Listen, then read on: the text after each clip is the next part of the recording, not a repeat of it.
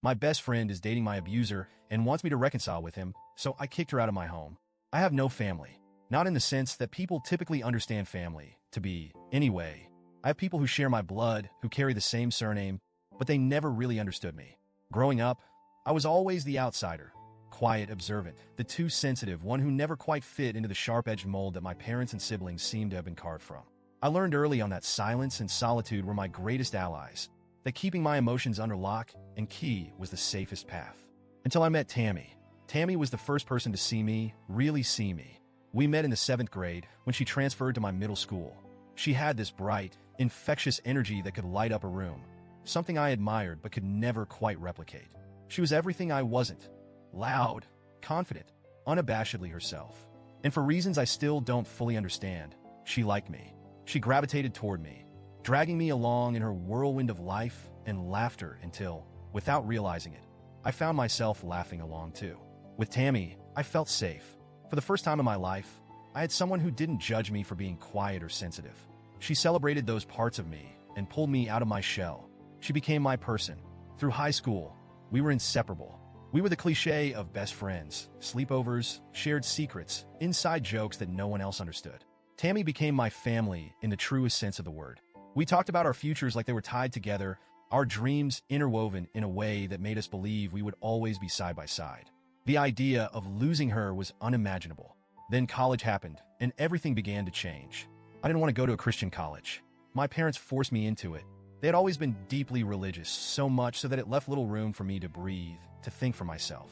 Their faith was like a suffocating weight around my chest, and by the time high school was over, I was desperate to escape it. But they wouldn't let me go. They made it clear that if I wanted their financial support, I had to follow their rules, and that meant enrolling in a small, conservative Christian college far from home. Tammy, on the other hand, got accepted to a larger, more liberal school in the same town. It wasn't ideal, but at least we'd be close. For the first 2 years of college, Tammy and I were roommates.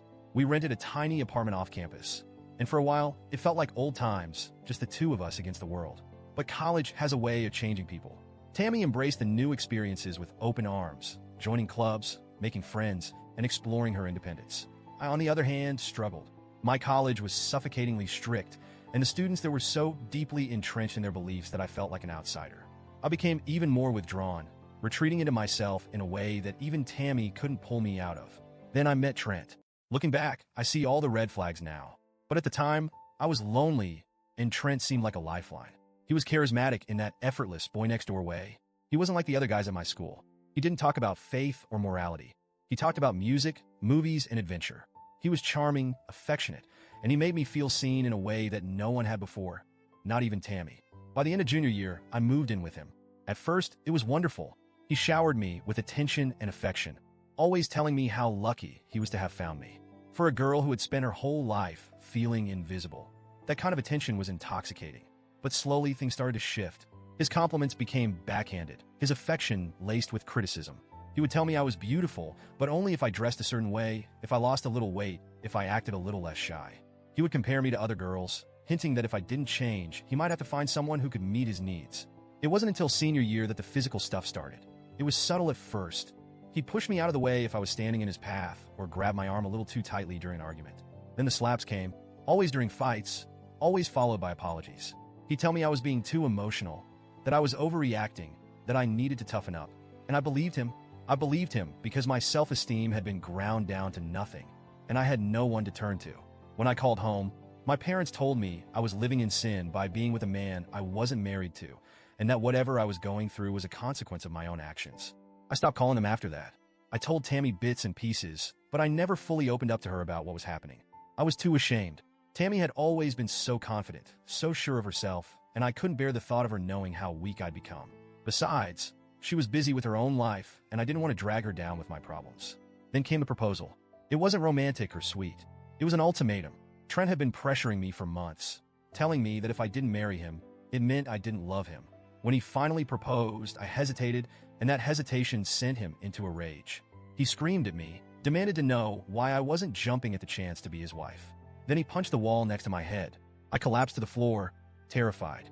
He tried to comfort me after, told me it was my fault for making him angry, that if I had just said yes, none of it would have happened. Then he forced me into bed. I don't want to go into the details, but it was one of the lowest moments of my life. When I woke up the next morning, the engagement ring was on my finger, and I knew I had to get out. I spent the next few weeks quietly planning my escape. I found a women's shelter in a nearby city, started hiding money, and the night after graduation, I left. I left everything: my phone, my clothes, my life. I drove to the shelter and never looked back. Tammy was the first person I told. She was horrified, of course. She helped cover for me when Trent came looking, spinning a story about how I had gone off the grid and didn't want to be found. She was my lifeline during that time, the only person who knew the full extent of what I had gone through. I trusted her with everything. That was years ago. I'm 36 now. Tammy is too. I've spent the years rebuilding my life, slowly piecing myself back together. I moved to Texas, far from the college town where everything fell apart. I have a steady job, a quiet life. I'm not close with my family anymore, but that's okay. I've learned to live with the loneliness. Tammy, on the other hand, found success. She got a job overseas 2 years ago and moved to London. We stayed in touch, video calls, text messages, but it wasn't the same. I missed her deeply, but I was happy for her. She was living the life we had always dreamed of. A few weeks ago, Tammy asked if she could visit me in Texas. She said she missed me, that she wanted to catch up. I was thrilled. I hadn't seen her in person for years, and the idea of spending a few days with her sounded like exactly what I needed. When she arrived, I noticed right away that something was off. She was quieter than usual, distracted. At first, I chalked it up to jet lag, but as the days passed, I started to sense that there was something more. She wasn't her usual bubbly self, and I couldn't shake the feeling that she was hiding something. Then, one night after we'd gone out for drinks, Tammy broke down. She told me she had something to confess. I braced myself, thinking maybe she was in trouble, or that she was going through something difficult.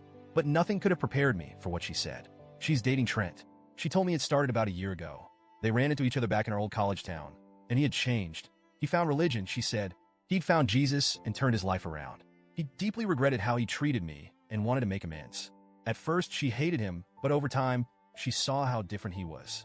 They started talking, then dating. Now they're serious. I couldn't move. I couldn't think. The words were hitting me like punches to the chest, one after another, but I was too stunned to feel anything. My mind went blank, my body frozen. I didn't even have it in me to get angry. I just sat there, staring at her, as she pleaded with me to understand. She kept saying that he wasn't the same person anymore, that he had changed, that he was a good man now. Finally, she asked me to say something, so I did. I told her to get out. She looked at me like I had slapped her. She started crying, telling me that I wasn't being fair, that I wasn't giving him a chance. She said that I didn't have to forgive him, but I needed to see that people could change, that I was being selfish, that I was holding on to the past and keeping her from being happy. But I couldn't hear her anymore. All I could hear was the sound of my own heart breaking. I told her to leave again, and again, until she finally did. We didn't speak for a week. Then I started getting messages from her, from my family, all telling me that I needed to forgive and forget. Tammy said that I was being cruel, that I was the one holding her back, that if I would just let go of the past, they could move forward with their relationship. She even accused me of exaggerating what had happened with Trent, saying that maybe my memory wasn't as clear as I thought it was. I blocked her after that. Now, I'm left here alone, questioning everything. Am I overreacting? Am I wrong for feeling betrayed? Should I have given Tammy a chance to explain herself more? Should I have given Trent a chance to prove that he had changed? But deep down, I know the answer. Some betrayals cut too deep to ever heal.